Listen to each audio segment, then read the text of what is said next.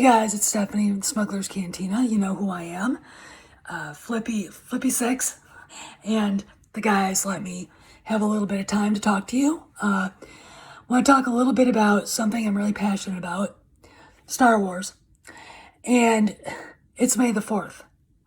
And today, we got some weird news. So, Taika Waititi, I think that's how he spells his name, or I don't know. I have no fucks to give right here. He is developing a script and movie with the lady that helped write the 1917 script. Incidentally, that's a great movie. Go see it. It's for a feature film for Star Wars. I think the guy's too slapstick. I don't know. Maybe she can slow his roll a little bit. She's a very serious woman. And maybe he can act like a serious guy once. I don't know.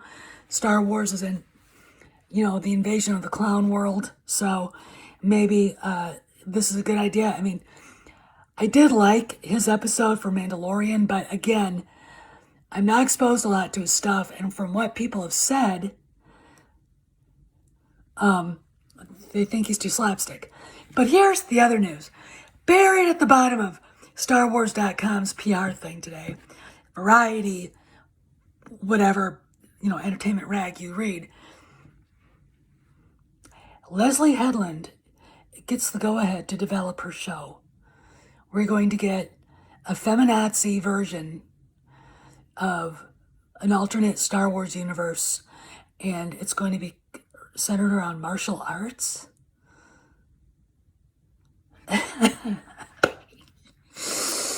Yeah. All right.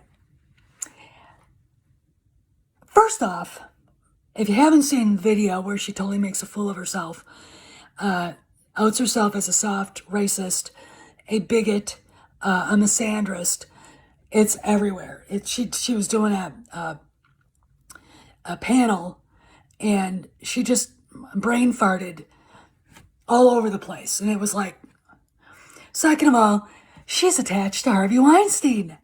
She's his assistant, or was. And here's the catch. This is why I'm like,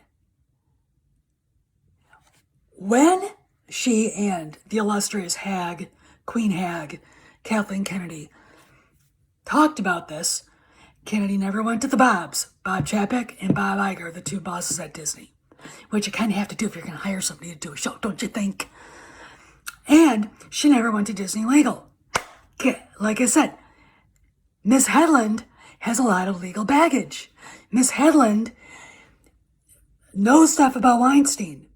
And the problem here, my dears, is Bob Iger and Michael Eisner, the former CEO of Disney, they're both being sued by a has-been actress named Paz de la Huerta. She was one of Harvey's victims. Even though when you start peeling back the onion on some of that, you kind of look at him going, you slept with him for a role. All right. I don't see any no, don't touch me going on here. I don't see you running out of the room screaming. You see where I'm getting at here? Okay, so she's suing Iger and Eisner too, which to me just says she's suing Disney. For what? Here's the thing. Disney and Miramax were kind of symbiotic at one point. Disney Studios was on one side of an alley, Miramax is on the other. Okay. Disney underwrote a lot of Miramax's projects. Okay.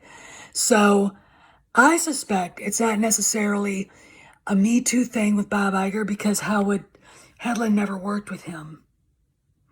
She worked for Harvey Weinstein, and she worked for Miramax. So to me, it looks like it's to protect Disney, and yet there she is. Now, I don't know what Kathleen Kennedy thought she was doing, but I would have to say this. Bob Iger would be very smart to sell Lucasfilm and just cut his losses. Okay, my heart says that. or to basically make it so Kennedy's position no longer exists. You can do that when you're restructuring, which incidentally, Disney's doing right now. They don't have anything else to do. Parks are all closed indefinitely. They've laid off 100,000 workers, furloughed, they call it. How many of those workers are really going to come back? They laid off people, furloughed people at Lucasfilm and at Marvel, Pixar, you name it. Now, Marvel and Pixar, I would say because they are successful, are safe. The problem is Lucasfilm is not. Okay? If you look at the bottom line, The Rise of Skywalker only netted about 200, well, they say 400,000, $400 million. I would say probably 200 million. I mean, that's my conservative estimate. I don't believe the figures I read. And the reason why is because fake news. Okay, so go on that. If you look at Lucasfilm's box office take, they probably made a little less net box office, around $2 billion. There's still about $2 billion in the hole, in the red. The only real successes they've had are, well, TFA was a success, but Harrison Ford was in it, and Carrie Fisher and Mark Hamill. You know, would have been a bigger success if the show had revolved around them. But hey, what do I know? I'm just a fan, right? Anyway, TFA was a success. Rogue One did better than they thought, but it still wasn't quite, you know. And then it goes tanking with Solo, a Soy War story. And then we have the rise of Palpatine. And, you know, it just, I mean, every decision Kennedy has made has been a bad one. The only successes they've now had that can be certifiable, Mandalorian and Clone Wars season 7. That's it. I have not seen season 7, and I'm not going to, because as long as Queen Hag is there, I'm not gonna watch, okay? I'm not subscribing to Disney Plus. That's just my rule, you know. We do old school Star Wars the right way it's supposed to be done, not this relevant SJW, to put it bluntly, shit. Okay? Anyway. So, my point is, we got this woman developing a movie, a show.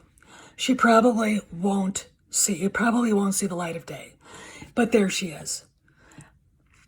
Not a good look for Bob Iger right now. Not a good look for Disney. So what I'm going to tell you guys real quick to do is look at the financials for Disney. $59 billion in debt from buying Fox. They're negative, from last time I heard, $750 million. Excuse me. No, I don't have COVID. Negative $750 million in cash.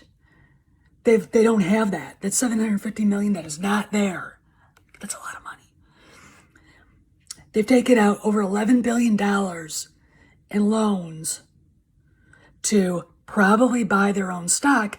And here's something about that stock.